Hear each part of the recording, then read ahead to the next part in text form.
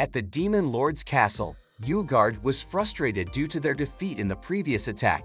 He couldn't understand how they could have lost, especially since his forces were much larger than the human army.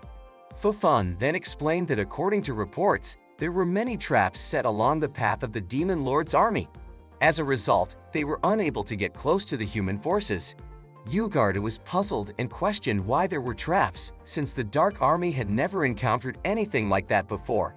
According to Ugard, they just needed to attack the humans with a large number of troops. Fufun, however, was confused, wondering where they could get such a large number of troops. Annoyed, Ugard struck Fufun, stating that it was Fufun's job to gather the troops. Fufun was sent flying, crashing through the roof. Ugard demanded that Fufun come up with a better strategy. Ugard then left, passing by the members of the Dark Army's internal four, who had been silently watching the whole incident. Hujimuji then remarked that it was no wonder they had lost, as they had a commander who only knew how to charge forward. Previously, Gall would carefully consider the strategy before attacking. Yorminit then stated that the most important thing was the intelligence unit, which had also left with Uliminas. Sleep added that the morale of the officers was also declining. Sleep predicted that if things continued like this, the Dark Army would be destroyed. Then, while clinging to the roof, Fufun said there was nothing to worry about because she had a plan. Fufun had a plan to gather troops and boost their morale. Elsewhere, Riz won a lottery. Riz was very happy because the prize was a trip to a hot spring. Riz wanted to go to the hot spring with Fleo. Then, the lottery official handed over the prize, which was a voucher for the Kinosaki hot spring for a family vacation. Riz was confused because it turned out that the prize was for a whole family. The official then explained that the voucher could be used for 3 to 15 people. Hearing that, Riz felt disappointed and wanted to exchange it, but of course, that was not possible. On a sunny day, Riz and Fleo, along with all the residents of the house, walked together towards the hot spring. Riz looked very down because she had hoped for a trip alone with Fleo. Fleo tried to comfort Riz, saying that it was okay like this. They could use the opportunity to bring everyone closer to Gall and Uliminas. Belano then told Bylary and Haya that there were 7 hot springs there, and each one had different benefits. There were springs for nutritional fortification, healthy skin, magic replenishment, and fertility. Hearing the word fertility, Riz immediately imagined herself and Fleo having a cute baby. Riz became very happy and excited, grateful that she could come to that place. Then, they arrived at Kinosaki Hot Spring and were warmly welcomed. Fleo then went to the reception desk to register. For the female guests, the hot spring had prepared yuketas for them. They were invited to change clothes in the adjacent room. Quietly, Riz approached one of the hot spring attendants and whispered, asking where the fertility-boosting bath was located. The female attendant then gave Riz a map and encouraged her. Riz looked very optimistic. As the women were walking towards the changing room, Blossom accidentally bumped into Ugard. Ugard looked very angry, but Fufun quickly calmed him down and allowed Blossom to continue. Blossom apologized to Ugard. Once Blossom had left, Ugard scolded Fufun for allowing someone who dared to bump into Ugard to leave just like that. Fufun then reminded him that they were currently in human territory, disguised as humans, and had come to the hot spring to boost morale and strengthen the bonds among their officers. They wouldn't be able to do that if Ugard caused a scene there. Shortly after, members of the Dark Army's internal four, Hujimuji, Slipe, and Yorminit, walked past Ugard and Fufun. They seemed very happy to be there. Fufun then reminded them to always wear the necklaces that suppress their milicium. Not far from there, Riz, Gall, and Uliminas saw the demons. They were confused about what the demons were doing in that place. Annoyed, Riz reminded Uliminas and Gall not to let the Dark Army troops see the two of them. If that happened and it caused a commotion that disrupted Riz's date with Fleo, Riz would not forgive them. The women then arrived at their room. They looked very happy, seeing the spacious room with a hot spring next to it. Riz mentioned that she and Fleo would be at another room. Blossom and the others looked very excited and eager to have fun. While looking at a flyer, Belano told Bylary that she wanted to try the shooting game. When Belano asked Bylary which place she wanted to visit, Larry nervously replied that there was one place she wanted to visit alone. Riz was very eager to go to the Yanaji bath right away. Riz was very determined to have a baby with her husband, Fleo. Fleo then mentioned that it seemed everyone had their own plans, so they had free time until dinner. Riz then dragged Fleo towards the bath. It turned out that Haya also had her own plans. She visited Damalinas in her mental scape. Haya then said that she wanted Damalinas to accompany her in training. Of course, Damalinas was confused. Training for what? Haya then snapped her fingers. Suddenly, Damalinas found herself tied hand and foot to a bed. Naturally, she was bewildered. It turned out that Haya was curious about marriage after Fleo and Riz had done it. But because she was forbidden to watch the whole process, Haya wanted to learn about it directly. Damalinas was puzzled as to why Haya would think like that. Haya then pinned Damalinas down. A confused Damalinas then said that such a thing should only be done with someone you like. Besides, they were both women, so of course, they couldn't replicate what Fleo and Riz did. Haya then explained that she was a jinn who ruled over the origin of light and darkness, making her existence beyond gender, and that greedy and over-the-top people like Damalinas were her type. Damalinas panicked and said that it shouldn't be like that. Suddenly, Haya returned to the real world, seemingly expelled from her own mental scape. Haya realized that the most important thing was to get her partner's consent first. But she wondered, how could she do that? Elsewhere, Riz and Fleo had already arrived at the Yanaji bath.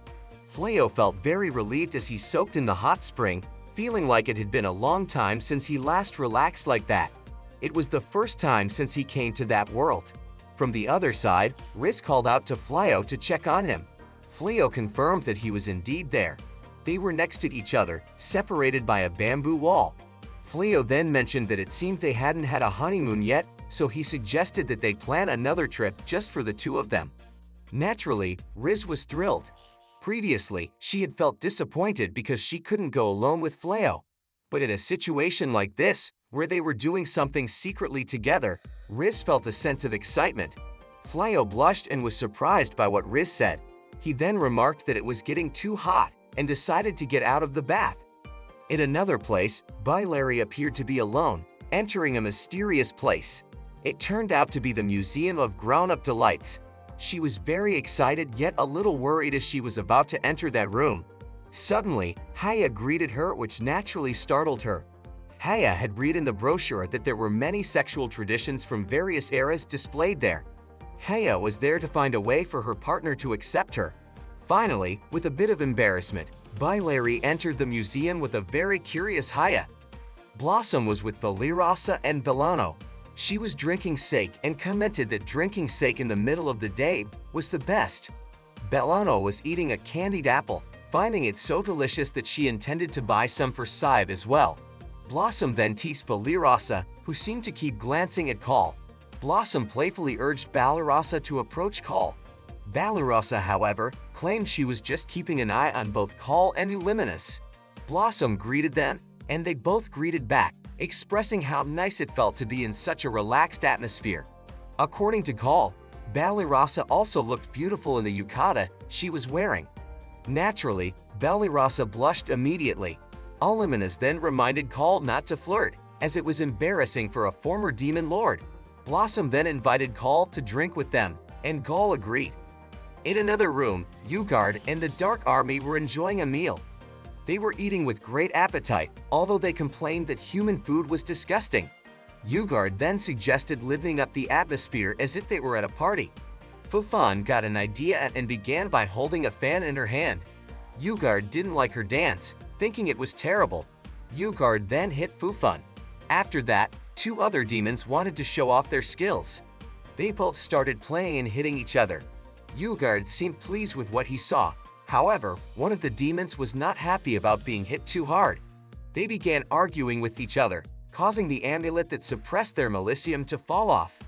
The former hero and Suda had also come to the hot spring after escaping from the demon territory. The former hero felt relieved to be in human territory, certain that the demons wouldn't pursue them there. Suya was eager to enjoy the hot spring and have a good meal. Confidently, the former hero assured Suda that she didn't need to worry, as soon she would be able to eat to her heart's content by selling the demon treasures he had brought with him. The former hero was confident that he could make a lot of money. As he pulled out one of the magic stones he had stolen, suddenly, a dark aura seemed to be absorbed into the stone. Then, from the adjacent building, the two demons who had been fighting earlier burst through the wall and started fighting even more intensely. Naturally, Fufun panicked and was furious with what they were doing. Suya looked at the demons and realized that they were indeed demons. The magic stone the former hero had stolen continued to absorb the dark aura around them, and suddenly it shone brightly, then moved and attached itself to the former hero's chest. The former hero screamed in pain, and the black aura enveloped both the former hero and Suda once again. The gathered black aura transformed into a terrifying black creature. Suda and the former hero were trapped inside the creature. Suda couldn't believe that something like this was happening to them again. Meanwhile, Balirasa, noticing that Uliminas was drinking too much, scolded her. She then asked if Uliminas wanted Kal to become the demon lord again. Uliminas agreed, saying that demons are driven by strength. No one had great power while still caring about other demons except Kal. Uliminas added that someone so feared and noble shouldn't be wandering around like a human. Balirasa smiled, now understanding why Uliminas refused to call Kal by his name. Balirasa realized that Uliminas had only been calling Kal former demon lord, or you, since they arrived at Flao's house. To Balirasa, it seemed a bit childish. Uliminas was angered by this, feeling that Balirasa was mocking her. Balirasa continued, pointing out that Uliminas had left the Dark Army to follow Kal. Balirasa knew it couldn't have been an easy decision. But now, Balirasa understood that Uliminas must be in love with Kal. Uliminas could only remain silent, not getting a chance to respond before a sudden explosion occurred behind them. They were both startled. The creature formed from the black aura was enormous and was now rampaging, destroying everything in its path. Naturally, this caused all the hot spring visitors to panic and run around in chaos. Everyone was trying to save themselves. From outside the building, Flao tried to help. He created a shield around the building, at least keeping it standing and preventing it from collapsing. Flao then asked Riz to check on the building. Without hesitation, Riz quickly jumped over the fence and rushed over. Flao was shocked when he realized that Riz had forgotten to put on any clothes. Balirasa and the others looked toward the inn building and noticed that it was surrounded by magic. They were certain that it was Flao's doing, protecting the structure from collapsing. They were also puzzled about what the large black creature actually was. Gol then explained that it was concentrated Melicium. Uliminas suspected that Ugard and his companions were responsible for this. Uliminas examined the black creature more closely and noticed a gemstone that was enhancing the absorption of Melicium, embedded in the creature's body. She continued, explaining that the stone could strengthen the demon who wore it, but if a non-demon wore it, they would go berserk. Upon hearing this, Balirasa and her companions decided to save the people inside the inn building. Uliminas tried to stop them, knowing that Balirasa and the others wouldn't be able to change anything and that it was better to just evacuate. Gol also mentioned that Flao could handle everything on his own. However, Balirasa immediately rejected this idea. She didn't want Flao to act alone. Balirasa felt that Flao had already been dragged into the conflict between humans and demons, which had caused him suffering.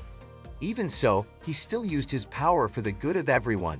Therefore, there was no way Balirasa could just stand by and do nothing. Even though she was weak, she wanted to help him along with the others, even if it was just a little. Blossom and Balano, who were there, wholeheartedly agreed with Balirasa. Hall watched them leave with a smile. He said that Flao didn't live with them just to protect them. Gol then finally decided to step in as well. He asked Uliminas if she would join him.